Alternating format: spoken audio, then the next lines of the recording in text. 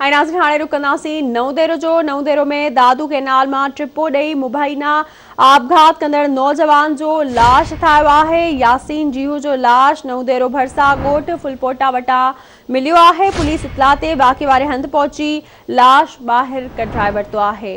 अहम ख़बर आहे, अव्हांखे अपडेट कंदा हलूं। नवदेरो मां तफ़सील मालूम कंदासीं रशीद अबड़ो खां। जी रशीद, कहिड़ा अपडेट्स आहिनि?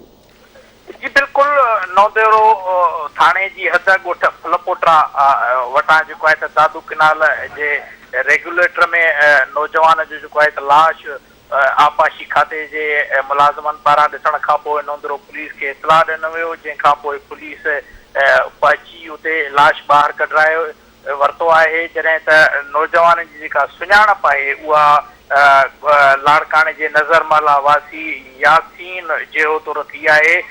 पुलिस मूजिबि ॿुधाए पियो वञे त यासीन 12 ॾींहं अॻु मदई जी थाणे जे ॿाहिरां वंदड़ दादू किनाल में घरू अणत बणत तां दादू किनाल में टपो ॾिनो हो। उनजा वारिस मुसलसल तौर ते उनजी लाश जी ॻोल्हा करे रहिया हुआ, पर 12 ॾींहंनि खां पोइ नवदेरो भरसां उनजो लाश मिलियो आहे। लाश ॻरी वियल हुजण जे करे बदबूदार बणिजी वियो हो। पुलिस कार्रवाई ज़रूरी करण खां पोइ लाश वारसनि हवाले करे छॾियो आहे। जी ठीक है, वरी मेहरबानी अव्हांजी अपडेट करण लाइ।